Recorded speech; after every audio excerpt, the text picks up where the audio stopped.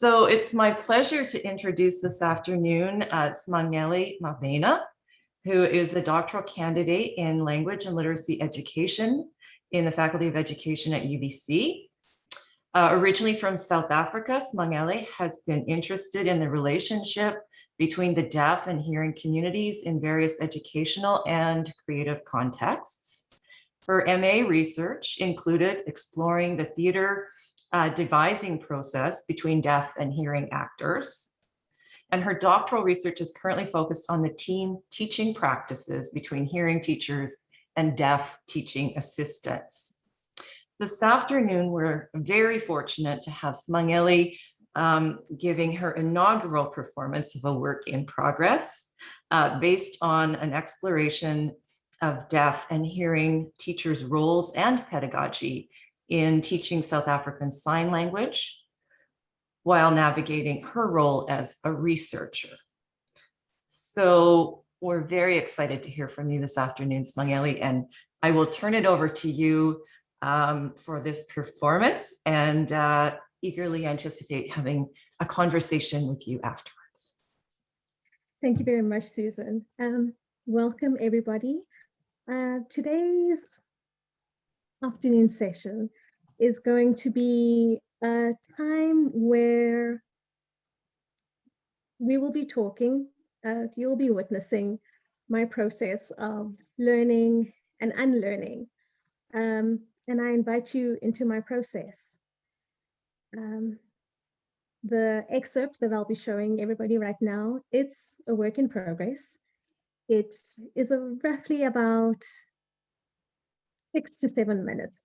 And I just wanted to make everyone sure that the themes that I'll be discussing, they're not too much of a sensitive nature, but I just wanted to make sure that everyone knows and everyone feels comfortable enough to know that this is a place and this is a process of learning and unlearning.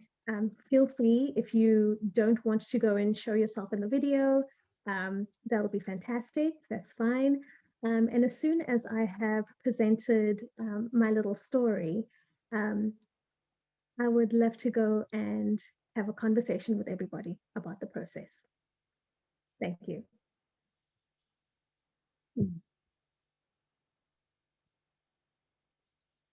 How did I get?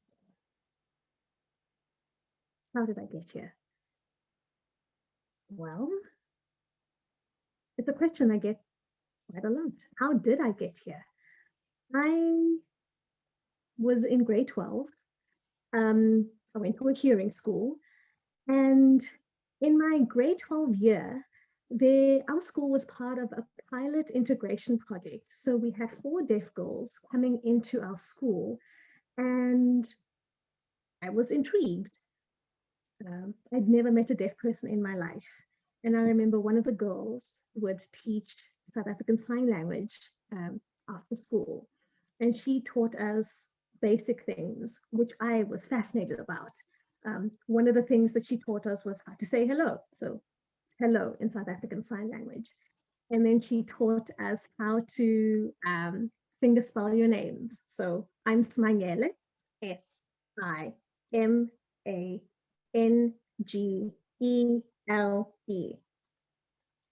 It was interesting, but it didn't really make an impact in my life. So the following year, when I went into undergrad, I was going to study theatre. And lo and behold, my university had a policy that said I had to go and take an elective. People could take English or anthropology or psychology, but then university offered sign language. And I thought, oh, okay, I've done this before. It's easy enough. So I took sign language. It was okay. It wasn't anything exciting. I remember going to schools for the deaf and meeting the young kids. And I was like, oh, okay, this is okay. In my second year, my university let us know in the first semester that our department would be closing. And the first thing that came to my mind was, oh no, this is not going to work. And after having regular classes, we also had secret meetings. And we also had, we decided as a class that we would have our secret meetings. We would go and speak to organizations who worked with disabilities and disability rights organizations in Johannesburg, where I was, as well as in South Africa. And then when push came to shove, we decided to actually go and threaten our university with legal action. At the end of it, the university decided to backtrack on their decision, and we essentially saved our department. If you will have a look down here, this is me in my South African, you can't see that, South African Sign Language 2004 class. This is me and my classmates right there. So we essentially saved our sign language department. Going into third year and fourth year, riding on that high, doing theatre as well as South African Sign Language at the same time. It was great. I ended up doing my master's, and during my master's, I encountered a theatre company that worked with deaf and hearing actors. And that's where I started learning more about how do the deaf and the hearing actors work together to go and devise a theatre piece. After that, I went back to my old university and I worked I was there as a faculty member. And it was great meeting undergrads who were so fascinated with the deaf culture. And I loved taking them to schools for the deaf. I loved teaching them about like deaf history and deaf theatre and deaf education and going into the schools. It was fantastic. Then I started my doctoral studies. And then I thought, of course, I have to go and continue because my area of focus is in deaf education. Went through rigorous parts of the doctoral program. And then finally, I went and did my field work in South Africa. It was amazing. It was the school that I had been wanting to be part of and work with for years. And I'm not just saying it literally. I've been wanting to work in the school for about minimum 10 years. I love the teachers, love the administrators, love the school, love everything about them. I loved being in the classroom. I loved being with the teachers. I loved being with the kids. It was a dream come true. When it came to like writing my field notes, I had many wonderful things to write, nothing overly romantic in my ideals, but it was just really wonderful just to go and reflect on something that I had been so passionate about for years until I had the interviews with the teachers. I had hard of hearing teachers, other hearing teachers. It was wonderful learning so much from them. And then I had my final interview, and at the end of the interview, I thought, what the hell just happened? I know that I didn't say that out loud because the interpreter that I had hired looked at me at the end of the interview without my prompting and said, "It's okay. I've seen this many times before. It happens all the time. You did nothing wrong. It's fine." I still felt like I did something wrong because everything went wrong after that interview. It just kind of unraveled. I thought, I suck. I'm the worst. I can't be a researcher. I can't do this. This is terrible. This is terrible. I never want to do this again. I hate this. I never want to set foot in a school ever again. It's only when I started thinking about this over and over and over, and I came back to Canada and I thought, oh gosh, I have so many unresolved savior complex issues. Oh crap.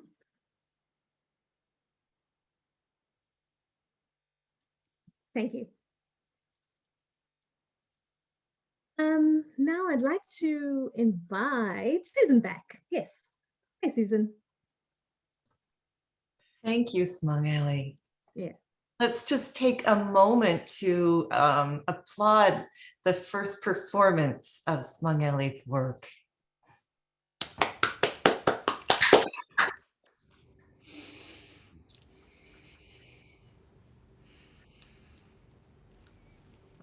So have you caught your breath?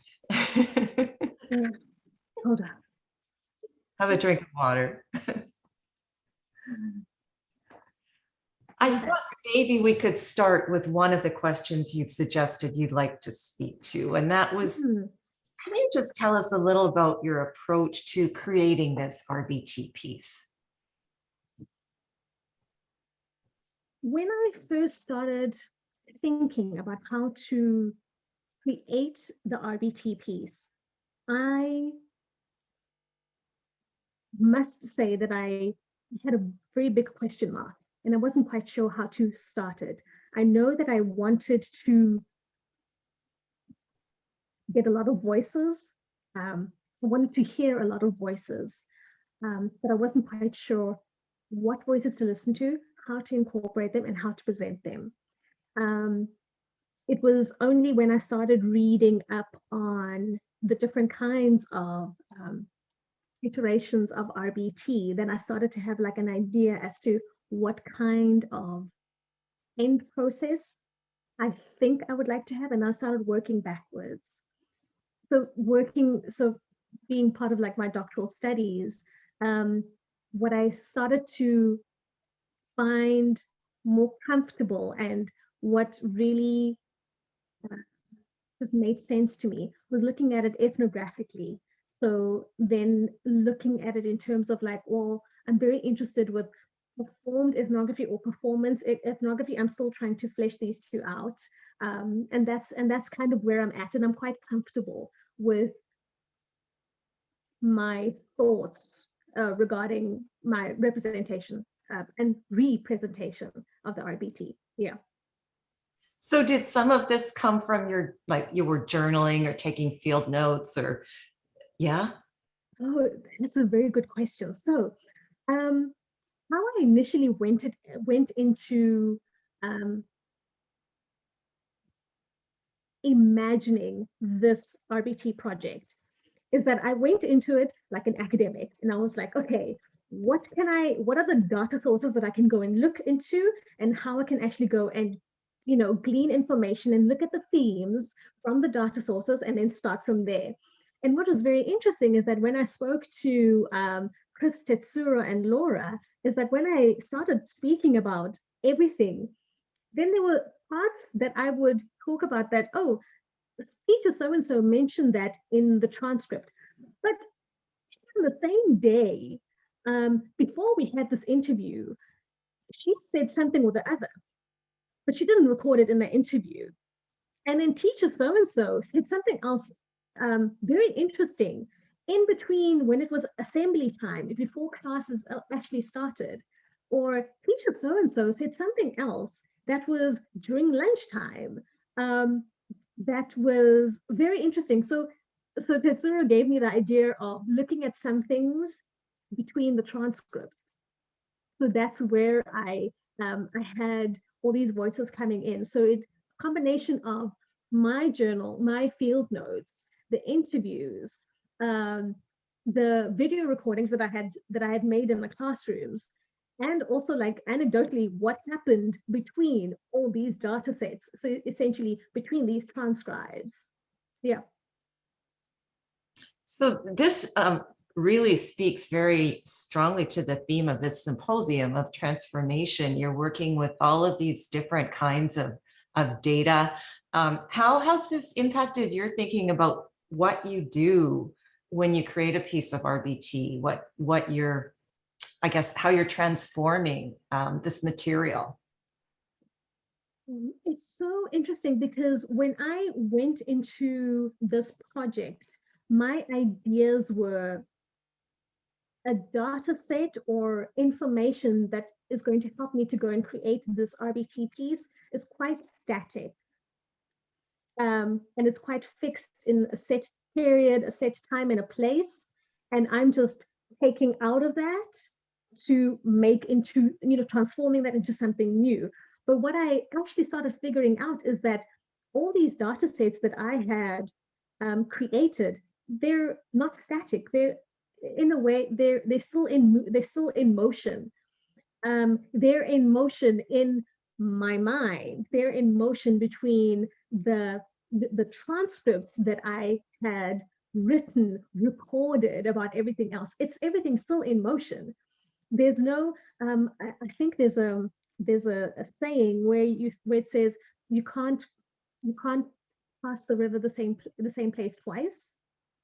I think that's the right way. And I have this, and now I have the same ideas when it comes to my data, because even though I collected my data quite recently, it's still transforming, it's still moving while I'm creating my RbT project. And even when I create my RbT project, my final, and I put my final in quotation marks, it's still going to be transforming, because someone else is going to go and read it 6 years later, 7 years later, 6 months later, and think, oh, okay, well, this is something that I want to go and move in my mind, in my understanding of the context that I was exploring. So with that in mind, looking back, and maybe it's too soon even for you to answer this, but would you have changed anything now in the way that you designed or thought you would go about doing this work? Man, that's such a good question. Yes and no. Yes, in that I would have loved to engage with my teachers earlier, but also no, had I engaged with them earlier, I don't think I would have had the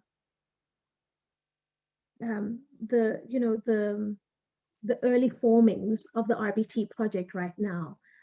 It would have been great, and this is something that I've also had to wrestle with, in terms of I really wanted my RbT projects to, and this is something that I've spoken to my supervisor about, is that RbT projects, you really want them to be inclusive of your community that you're working with, someone outside of academia.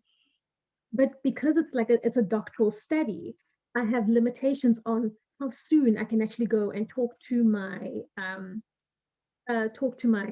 intended community, because I have IRB, I've got ethics. I had to go and deal with the SGBs, which is the school governing bodies in South Africa, before I can actually gain access to the teachers. So there's so many administrative blocks and hurdles between me and the community.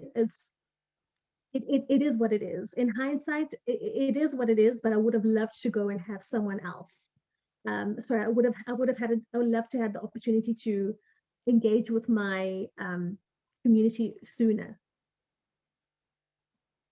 So maybe just one more question before we open it up to everyone.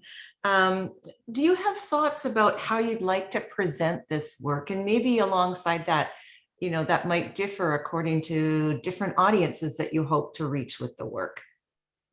That's a very good question. I have limitations and affordances when I think of how I'd like to go and present the work.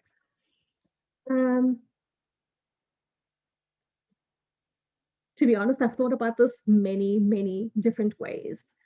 And the one thing that's winning in how to present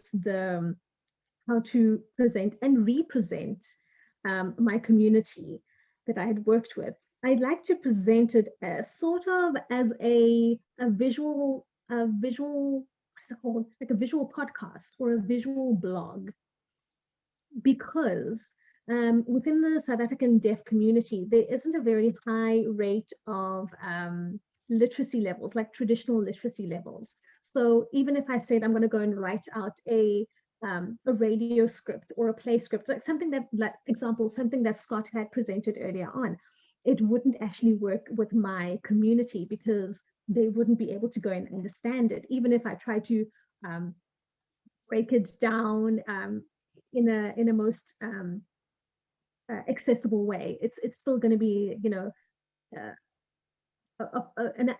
it's still going to be a challenge for them to actually go and access it. I can't do it as, what are the other options that I thought of? I can't do it in, let's say, what the example that Tetsuro had done earlier on is that he had a like a visual format, almost like a movie adaptation, if I can say that. Because in South Africa, I want to share my work with the teachers in South Africa. I feel morally obliged to. But in South Africa, we don't have very good internet service.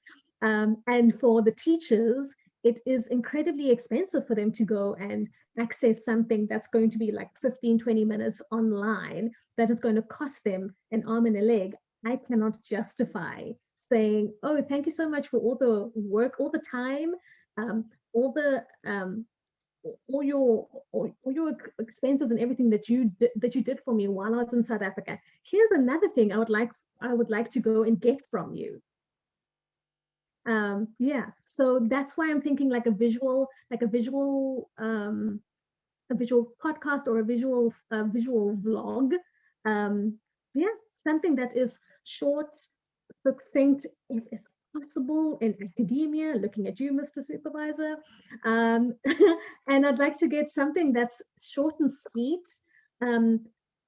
encompassing all the stories while also responding to my research questions. It's going to be a challenge, but it's something that I feel like that's the best way to actually go and represent my work, A, academically, and B, to my community.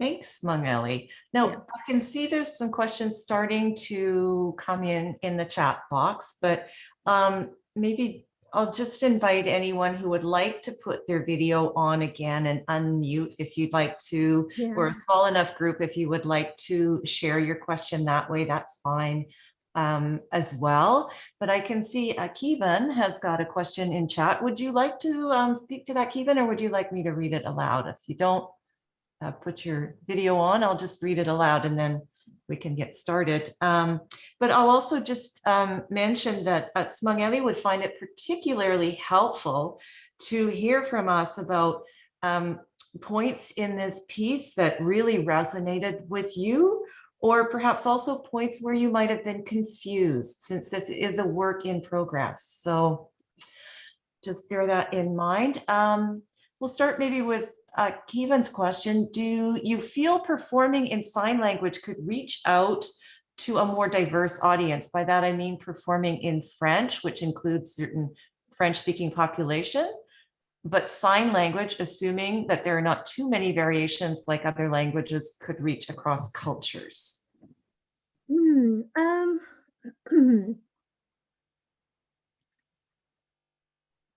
That is a challenging question, because in the second part of your question, Kevin, there are many variations of sign language, which makes it challenging to actually make it, what's the word, accessible across cultures.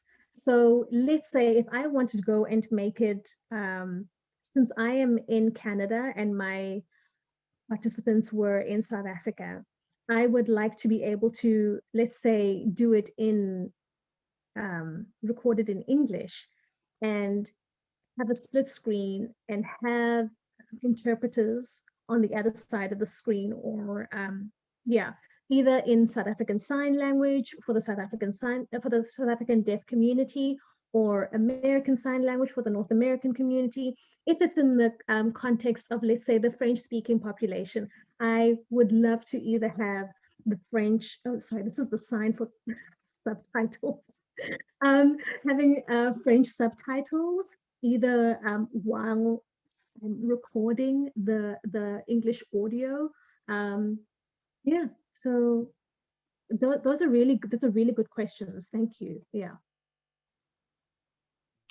Further to that, just while you were speaking, Simangele, it occurred to me you might even have some fun with having multiple videos open at the same time with versions of yourself speaking in sign language or in other spoken languages, talking to each other. Mm-hmm. I, that's a very good idea. In that, one of my iterations, thoughts that I had in discussing is that I wanted to be able to, in using this example of having a video vlog or a video podcast, is having it very like conversation style, in saying that I would be interviewing one of my participants, um, but having my participants responding back to me in either South African Sign Language or in signed English or in English or in Xhosa or in Zulu or in Lesotho, which all happened on the field.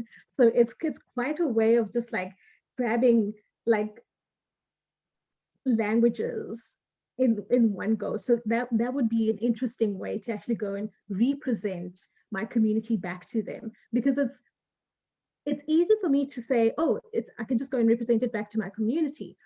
But the fact remains is that I was in the field and I was exposed to English, Sesotho, Zulu, South African Sign Language, signed English, Xhosa, all on a daily basis. And you just have to go and make sense of it. So my transcriptions are a mess, but I understand what was going on.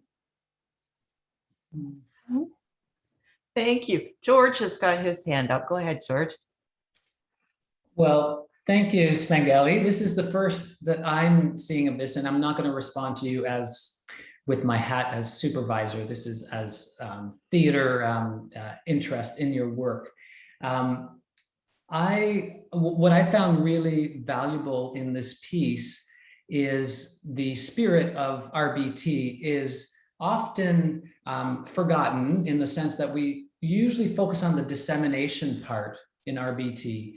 We have data that's already been analyzed and generated, and then therefore we kind of perform it or bring it to life. I think what you demonstrated today, which is exactly what we were hoping would happen in the symposium, is that we'd have the whole part of the spectrum of pieces that are finished, let's say, or so-called finished, like Tetsuro's 1 hour photo, and Scott earlier today, that the pieces that have evolved. Yours is in process, it's in the generating process, and also an analysis as well, right? So you're both generating data by your own story, bringing your own life experiences to the work while you're analyzing the data, and then it'll potentially migrate towards more dissemination. So I just want to highlight that. And I think I also want to bring to life that notion towards the end of your piece, where you make this kind of epiphany, this sense of, oh my gosh, I want to be the savior. And so the piece, as we can see evolving, is going to take on a whole new life. And I think that resonated deeply with me, because the piece that I shared in the first session yesterday with my brother, that was going to be a piece about language and about losing an accent. What does it mean to lose your accent, and what else do you lose? And as I was generating that data and analyzing it with Graham and Janice and Rita Irwin, both Rita and I had ideas where we were going to go, but the process led us to different places. And in my case, I can't speak fully for Rita, but what led me was, it wasn't no longer a story about my French accent. It was now a story about my brother, because the whole accent was part of our lives. So I think that is listening to the intuition of where the work is leading you is so beautiful, Simangele, and that you are getting to this point of awakening, and of course having the support of artists around you like Laura and Chris and Tetsuro allows kind of that space and the nudging. So I just want to encourage you to keep thinking about the generating data that is not in your transcripts, but what your lived experience and how you map it on. Thank you so much for that, George. Because I was so resistant to that. I had, as Chris would say, I had 5 versions of what what this RbT could have been. And it was the first version that I was like, no, I don't want to do that one. Version 2, version 3, version 4, version 5. And then at the end, I was like, I have to go back to the first one, because the first one is the one that is so, dare I say, truer than the other versions. Yeah. Yeah, Mm. well said. So others, how is this piece landing for you? What's resonating for you? Lynn? Oh, wow. What a riveting storyteller you are. It was just beautiful. I was on the edge of my seat the entire time. Thank you for the energy and spirit. And then that, the interview, the terrible interview that just shifts everything and you panic and say, what is this all about? And I think you've really come to the heart of research and how the best research is when you're startled, when you're tripped up, when suddenly you arrive where you're not expecting to arrive. And I think that's the beauty of RbT, that's the beauty of theater and art, is that it's, I almost, again, as I said this morning, I stumble with the language because I think process has a sense of, okay, here we go along. Whereas the work of theater, magic, it's the very being in theater, in the telling of the story, and then the story arrives. Yeah. So that's kind of, I would agree with George, is that, yeah, don't be locked down by the data points you've come home with, but where are they now leading you to?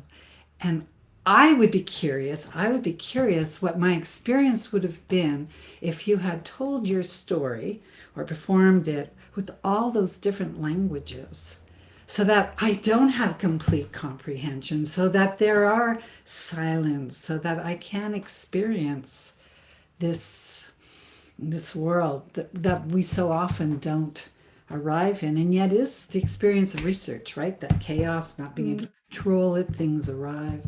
And I just love it when there's a language that arrives, or the beauty of sign language that I don't understand, but I am called to listen.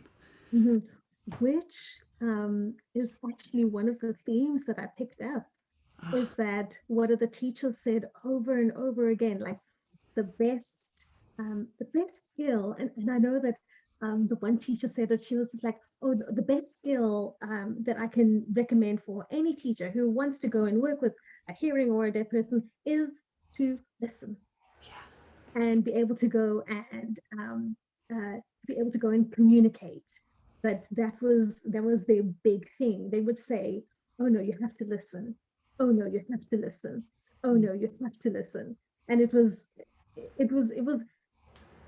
it's so great that you had picked up on that, is that it took me a while to pick up on that, when they would bring it up over and over again and say, oh no, you have to listen. Oh no, you have to listen. And another big one was use your face.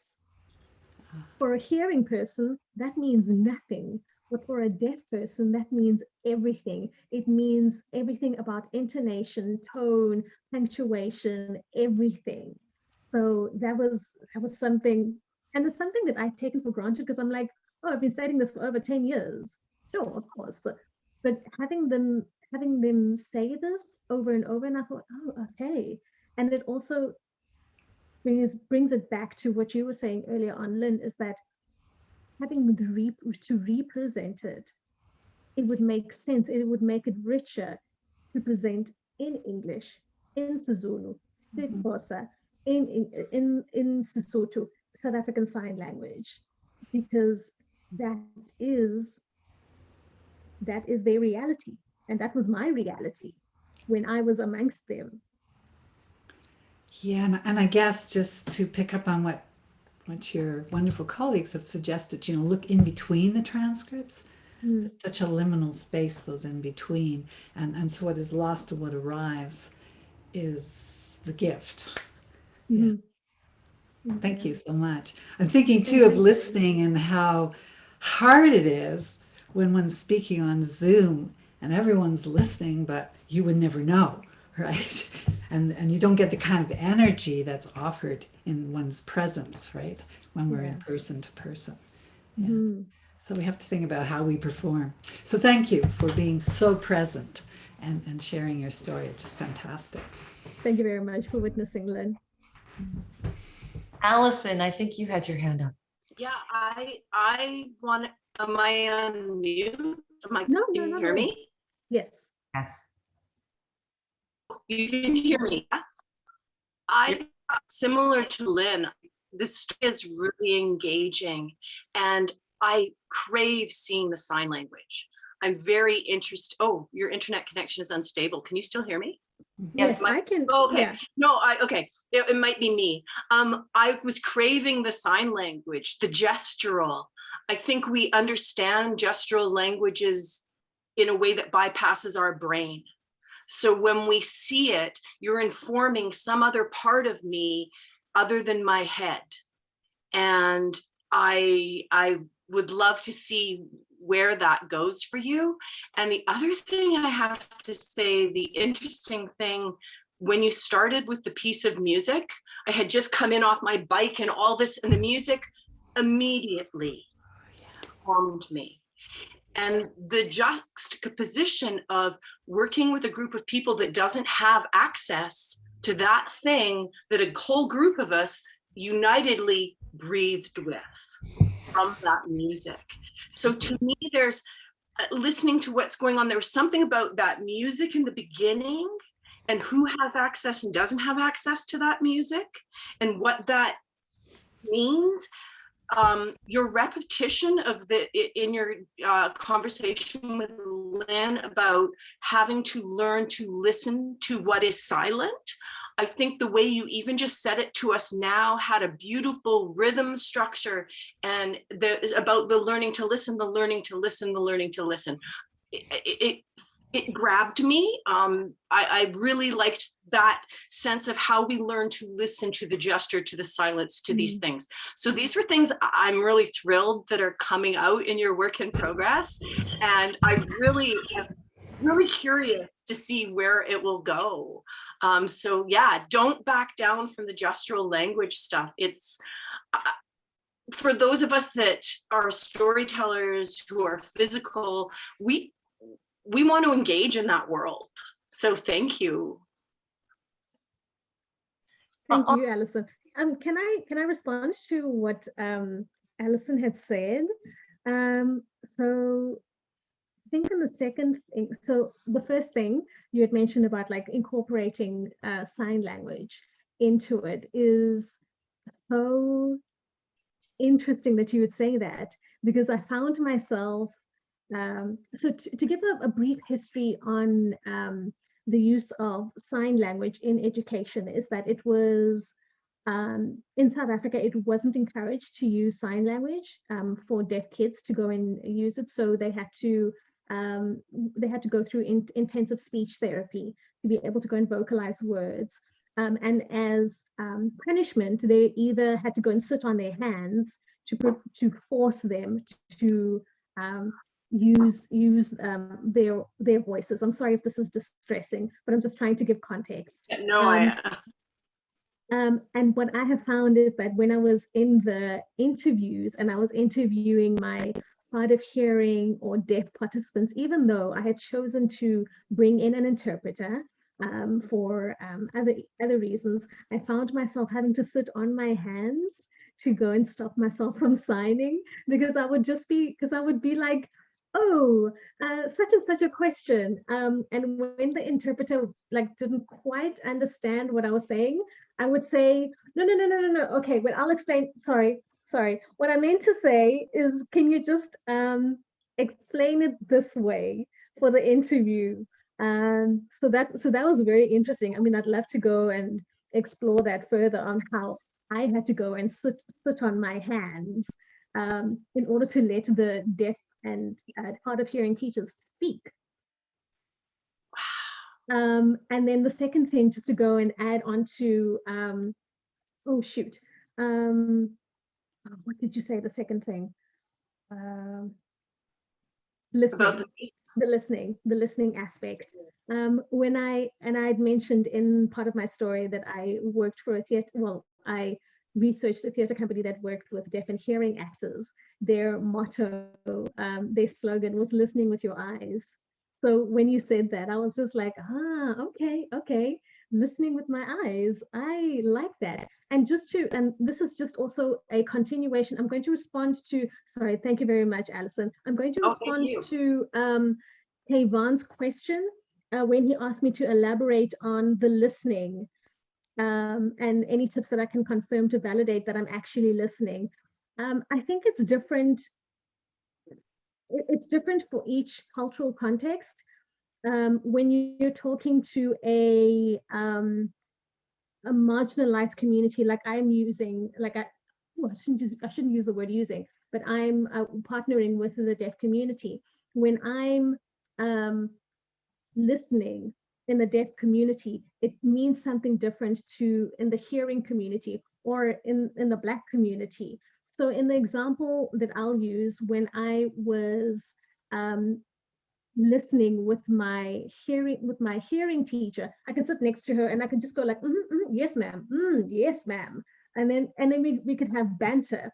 And the way that I'm not looking at the camera is just basically we would be like writing in books, and we'd be talking and not having eye contact, but having verbal cues to say that yes, we're still listening to each other, and having the and she would say, I know that one of her vocal cues is that she would be like, you know what I'm saying? And I'd be like, yes, ma'am, I know what you're saying. And then she's like, you know what I'm saying? Yes. And it's a very South African thing. You're like, you know what I'm saying? You see, man, you see. And then I'd respond to that. But when it came to the hard of hearing and deaf participants, it was eye contact is a form of listening. Like I had mentioned to Alison, so listening with your eyes, so making eye contact, the way that I'm making eye contact with my camera is that I am essentially using my ears, my eyes as my ears to go and give you my attention, not being disturbed by the crows outside my window or my landlord's child playing the piano upstairs. I'm focusing on you. So I'm using all my energies to pay attention to the information that you are giving me and responding accordingly.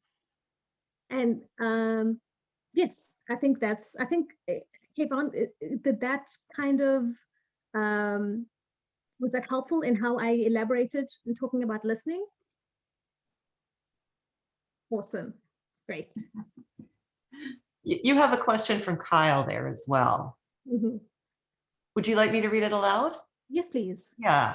Okay. Kyle says, thank you, Simangele. You reminded me of a moment in my life when I had to open up a space for a group of people with hearing impairments. It was early in the morning and they were joking amongst each other in sign. I couldn't understand the jokes, but enjoyed the sound of laughter, curiously heard by me without context. How does humor work in your research? What gesture shows when a joke lands with someone in an audience? Wow, that's an amazing question. Holy, wow. I have to think about this one. Your question. Wow. How does humor work in my research, and what gesture shows when a joke lands with someone in an audience? So context driven. Now, a joke in the hearing community lands because of the vocal inflection, because of the timing, because of eye contact, or the words or the double entendre. That is almost similar but visual when it comes to the deaf community or working with my deaf participants. Shoot, I want to give an example, but you wouldn't understand what I'm saying because the English equivalent is the South African English equivalent, and then you wouldn't understand. Let me try and make. Okay. Hold on. Everybody, just hold on for a second.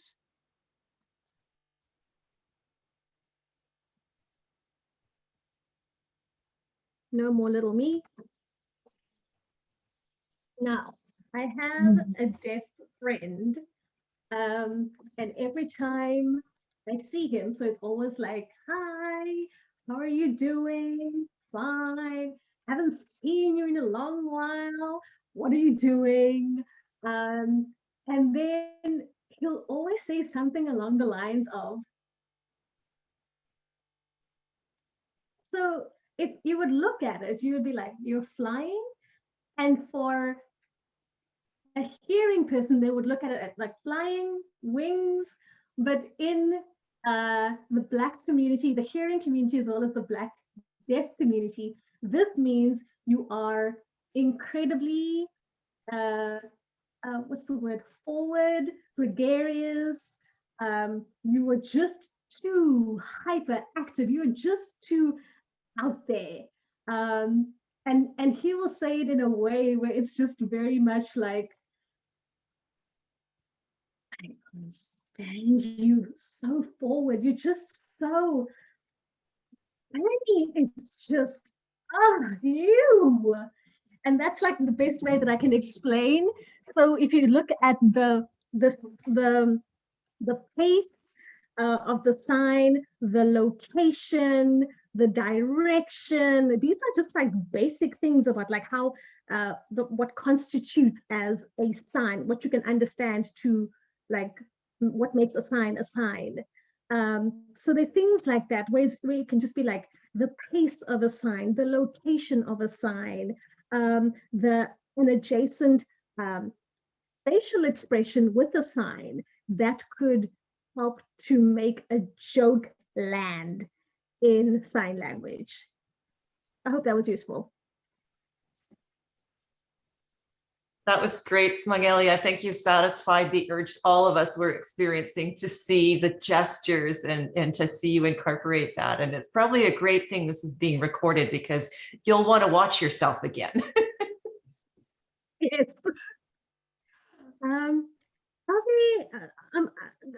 Susan, I'm sorry, I can't remember if I had any more questions to ask our participants. It was really too that you had recommended, like you wanted to hear from people about what really landed with them, what resonated, and were there any points where people were confused? Oh, yes, I'd like to hear more. If anybody was confused about any points, and while you're still thinking about that, I think there were questions in the chat box, if I'm not mistaken. We had one from Kyle and before that from Kivan. And so if others of you have questions or comments, please don't be shy. There's lots of time. Chris, you got your hand up. May I? Sorry, Chris. Before I see a question from Lynn. You're recording about Nicole Amos, and there was a comment later. So when you're saying that sign language is then subversive, yes. Incredibly subversive. Like our secret meetings, I mean, we had, I was quite dramatic in undergrad. I won't tell you, just going to leave it up to your imagination. I was quite dramatic in our undergrad meetings in sign language being subversive. An example of sign language being subversive is that in schools for the deaf in South Africa, so when the teachers weren't looking, when the kids weren't able to go and vocalize or use oral language, they would use signs. I use signs when I'm with my friends. We just kind of tilt away and you just sign very slowly. You're just like, this one, get forward, that one, that one. And there's a little dance to that one. So yeah, you can. Sign language can incredibly be subversive. I'm sorry, Chris. I didn't want to go and cut you off.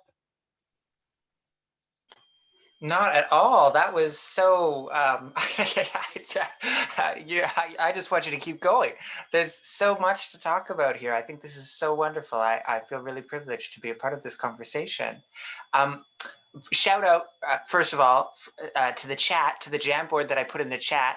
It's super helpful or useful in these work in progress processes to just collect people's feedback. So if folks feel like going to the Jamboard and using a Post-it note to write a thought or a word even, or a phrase based on their experience of this conversation, or what they felt as they watched and heard Simangele share that piece for the first time with our group here, please head over and add your comments there. I want to And can I say, please encourage you to, oh, I'm sorry, Chris.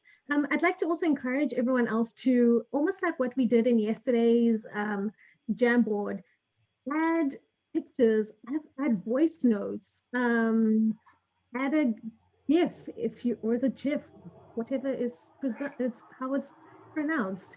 But please, by all means, I'd love to hear from you guys how it landed. so I think that on the Jamboard itself, it'll be easy for folks to add images and text, but it'll be less easy for you to add audio to this one. Okay, So, good to know. so maybe focus on images and text. So if you want to do a quick doodle and take a picture with your phone, you can do that. Or you could get a little image up there, little GIF. But Simangele, I want to say that this process has been amazing to be in conversation with you during. And I think that what we witnessed was a wonderful example of Zoom theater. I really want to emphasize, like, we saw your younger self looking over your shoulder during the whole presentation, and the numbers 2004 in the top corner, all of these really simple, I mean, in a way we could say that changing the background in Zoom is something most of us know how to do now and we're pretty familiar with, but by adding an image of a younger you, you're really transporting us into this different space in the same way that's already been mentioned with the music. It's beautiful. And the gestures that you did have in the piece when you spelt out your name, I wanted to fall through the camera into the middle Zoom plane space, whatever this is. I want to come back to that comment, though, that you credited to me about 5 different versions of earlier. I want to just clarify that when I said there were 5 different versions, I mean all of those versions would have been excellent. I don't think that there's only one version that we have to tell. But I hear you when you're saying that there was something compelling about this version that you're exploring that calls you back again and again. And I think it speaks a little bit to me to the difference between research-based theater and theater. I know we're talking about the interfaces between these, or we have been over the course of the last couple of sessions, but the work that we have to do as researchers, the work that you've mentioned, trying to find themes, it makes us go back again and again to the same material, and it makes us relate to that material a little bit differently than if we were just engaging with it as theater artists. And I think that way of relating to the material, that way that you've investigated that part of your experience again and again, that moment that you've crystallized in the piece already, what did I do wrong? You didn't do anything wrong, is so powerful in its exploration. And I can't wait to see where it goes. Thank you. Can I ask you one question? Please. You and I have been involved in a couple of RbT projects now, right? Over the course of our time at UBC. I'm curious, what did you find different about this process, us being in conversation? Because this is the only one that I've engaged in with you where we've done everything over Zoom. Oh, wow.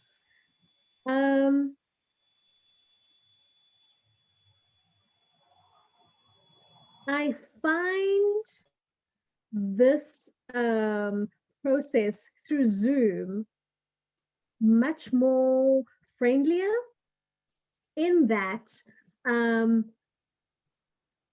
there's the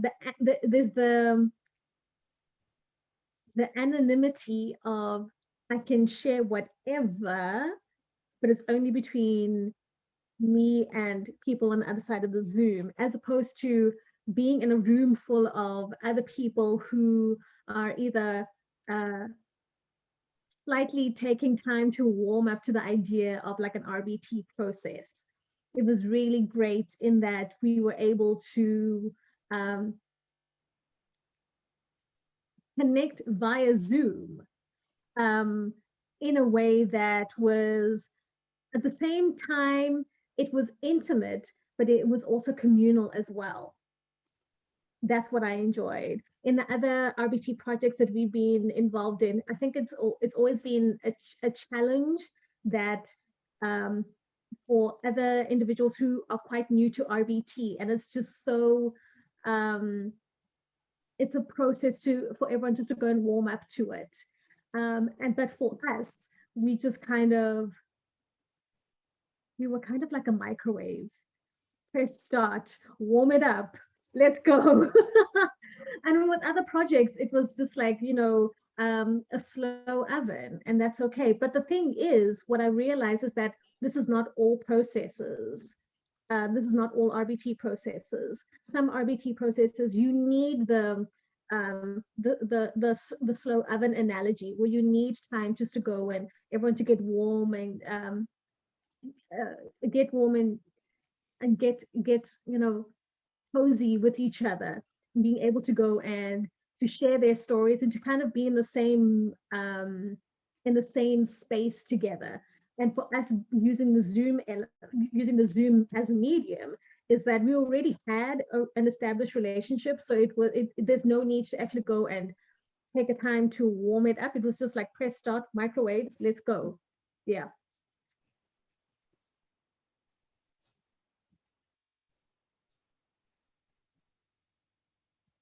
So Oh my goodness. Yes. Allison had a lovely reflection here about your story that you shared about sitting on your hands. She saw that as a seed, as is the subversive nature of sign language. Yeah. Yeah. Thank you so much, Allison. You're welcome. I'm excited for where your piece goes. Me too. I'm also very excited with where it goes. It's so funny is that I had an idea as to where I would have wanted it to go before going into the field. And even when I was in the field, I was like, okay, I think I wanted to go in this direction. But it was only after being out of the field and just kind of letting everything percolate, that's when things were like, oh, okay. Oh, okay. Oh, okay. And as well as the realization, I was like, oh no. Yeah. Again, I'm asking this question for the last time-ish. Are there any points within the story that were unclear? Or because for me, because I have been so steeped in deaf education and the South African deaf context for so long, I take things for granted and I just assume that people will know what I'm talking about when I say something. So what I really appreciated from everybody is that feedback of, oh no, that makes sense, or could you just clarify on that? So that's always just one of those things where I'm just like, did it land?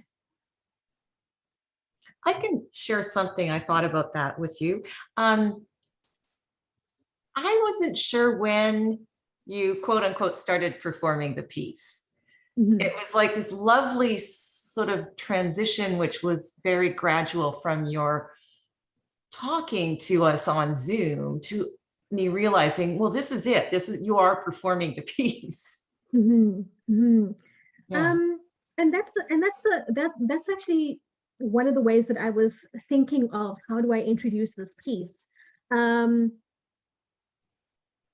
I tricked you with the music. I really did want the music to actually go and start. So that was one of the options that I was thinking about in terms of like, what is a cue that I could use, either verbal, gestural, or oral, to say this is where it starts. And having you say that it kind of like, I kind of like blended, blended into it. It is one of the options that I've been toying with. It's like, do I start with something that will show that this is what this is the preamble, stop, this is the beginning, stop, this is the middle, stop, this is the end, stop. And that this is something that I'm still working through. I'm more inclined to have a more smoothing in of going into a piece, just flowing into it, because it kind of shows the whole process. It just kind of went into it. I didn't have a beginning, middle, and end. As an example, when I went into the field, I didn't really have a chance to sit down, have a lovely conversation with the teachers, explain the project. It was like I was there on a Monday. Tuesday, I got to meet with them. I got to have a brief conversation because in between teaching and kids, whatever. Before the meeting ended, I had a teacher who was just like, okay, cool, where do I sign? Cool, you can come in tomorrow. And I was like, wait, what? Don't you want to think about this before, committing to letting me come to your class? And nope, for some teachers, it was just like, let's just go into it.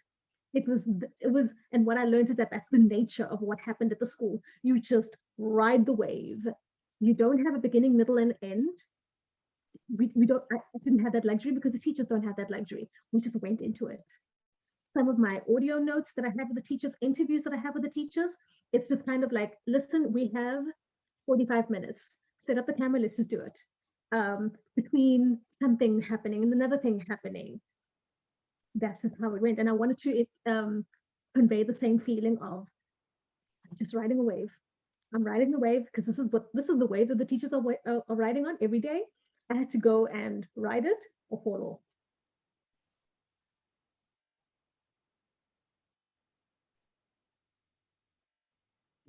So you've got, Question, Susan. yeah. Would you would it have been helpful to go and have a set? This is setting up the beginning of the story, and now we're in the story. For you? No, I don't really think so. I think what you did was brilliant, actually. But that was how it landed for me. I wasn't sure. And I think that was valuable. I think that was extremely valuable to be unsure. Mm-hmm, mm-hmm, mm-hmm. I mean, I like that. I would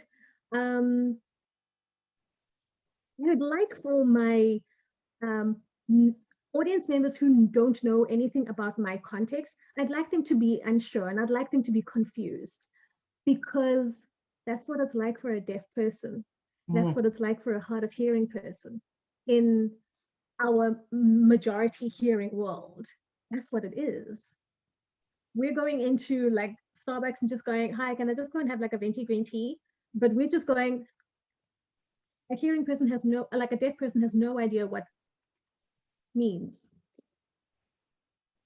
But yeah, I'd like to go and this is something that I had thought of, like I want to be able to make it as inclusive as possible. So something that either Lynn or Alison had mentioned earlier on is like incorporating Zulu, Xhosa, English, Sesotho for people who only speak English. They would be like, oh my word, what is going on?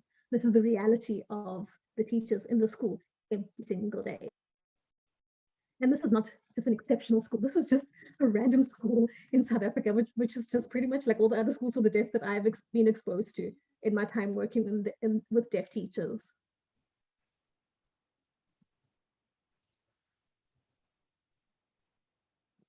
So you've got lots more comments coming in the chat, and Awesome.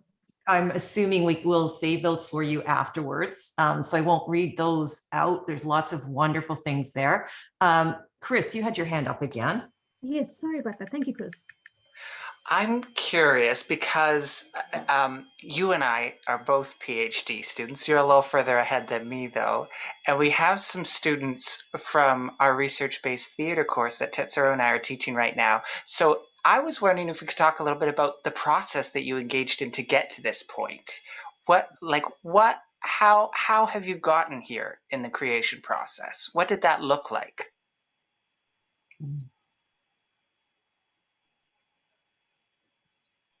engaging with my, do you mean from like before I went into the field, after I came into the field, and when I started? Yeah, when you started, after you came back from the field, you had that data, all that data, and then there was this sense of like, okay, I gotta make a play. To be honest, I started, and I think this is generally how I work. I started with the end in mind. So I started with the last data sets that I collected, being the interviews. Started listening to that, um, and being able to kind of digest what I heard, what I thought I heard, and started to picking apart interesting things that related to my research topic, or to my, if it wasn't, sorry, if let's say if it wasn't an RbT project, sorry, if it wasn't an RbT project on a research question. So I started with the end in mind, going through my interviews, listening to them, writing down notes, anything that I thought was either interesting or, oh my goodness, this is quite interesting. I can't believe I didn't hear this the first time. And I also, I watched I took a lot of videos in the classroom. And I just kind of watched day by day, just watched videos of what it was like in the classroom. And then things I just kind of noted. Again, the whole, oh, said before, this is quite interesting. So all the, I didn't notice that before. That was quite interesting. Kind of collected all those things. That was the beginning of, looking between the transcripts. And then from there, bringing it to you guys and going, help me. And then, and then building it from there. Yeah. Is there anything else that you wanted? Is there anything else in particular that you wanted me to go deeper into and elaborate more? That's a beautiful description, I think, of the first part of this process. And then you and I met with Tetsuro and Laura, and we had a couple of conversations around different possibilities. Yeah. And I'm curious about, a question that often comes up in these processes, and one that we talked about was, do you write down the script? What do you think about that question? This speaks to what Susan noticed, I think, in terms of the sense that the storytelling begins with almost it's so natural, we're in before you know it. Okay, I will show you my script. Okay. Oh, we my can't picture, see it. My picture. Hold on, I knew it was the picture. Goodbye, old me. I'll see you soon. Just that little part. That's my script. That's the whole thing. That's the whole thing. Because something that you guys had spoken to me about is that I wanted to put on my qualitative researcher hat on and write down everything, and also my ethnographer hat on and write down everything. And you guys actually gave me the freedom to say, you don't have to write it down. It's something that you lived and you continue to work through. So you don't have to write it down. Maybe you can go and scribble, and that's what I did, my wonderful sentences. But essentially, that's what I did. I gave myself the freedom to not be tied down by the written word, which is also another thing. The reason why I decided in the end to not be tied down by the written word is that I want to make even my process, not just the end result, but I want to make my process as inclusive and as accessible as possible. Use as little written word as possible, more gestural, more, interpreting, more signing. So yeah, to do that. So further to that, Simangele Tal has asked, so will your script change from one performance to another? That's a very good question. I think I don't know. I don't think so, because what would be the impetus to actually go and what would be the impetus to go and change the to change this story? Would it be I'm retelling the story from teacher A's point of view, or I'm retelling the story from teacher B's point of view, or my point of view? And the thing is, I think that as I intend to go and make it into like a shortened vlog or a visual podcast, at this point, I don't have a script, but by the time I have to go and record, and even recording is such a contentious word, but when I have to go and record it, I think at that point, I will go and have some sort of parameters to say that this is what the script is.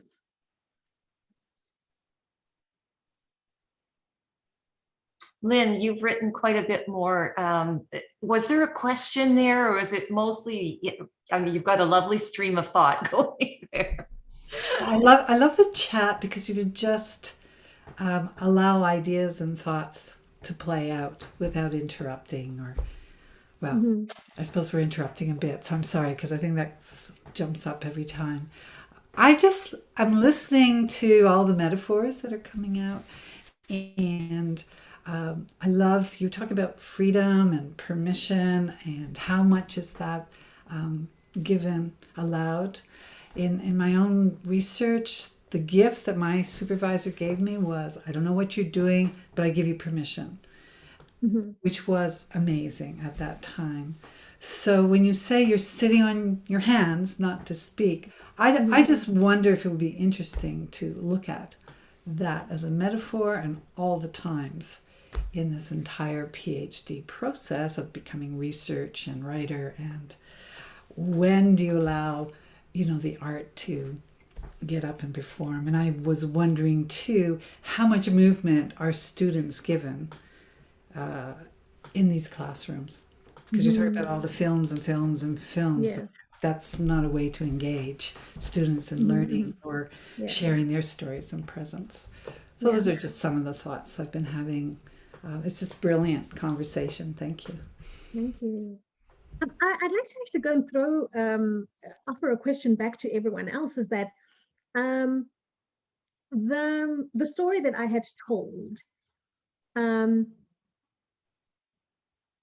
let's say you're working with a marginalized community. Would my story and how it was told land with you as either RbT practitioners or as academics, or even as people who are, those of our participants who are unfamiliar with RbT? Would that be something that you would be willing to go and explore, including, let me just backtrack a little bit. So my story essentially is, how did I get here, an origin story. Would you, as an RbT practitioner, when you encountering working with a marginalized community, would you be able to go and incorporate something of the line of how did I get here story as part of your RbT project?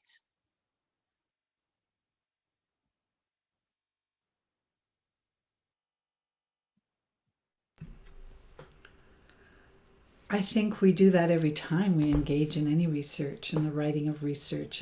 That is that question. Why am I here? How did I get here? There's something calling me to attention. Tugging on my sleeve is the metaphor I use. Yeah. So it's a great invitation. Your story is an invitation for myself to think, how did I get here? Yeah. Thank you, Lynn.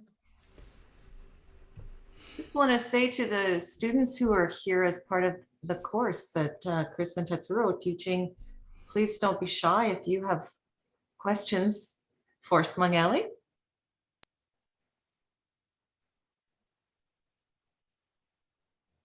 Simangele, maybe would you have any further thoughts or reflections you'd like to share maybe now that we've had this conversation? Anything that you may be seeing in a different way, to come back to the theme of transformation? Has performing this for you today transformed anything for you? It actually has. I thought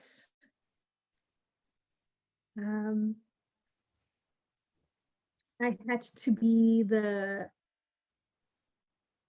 container of the story, and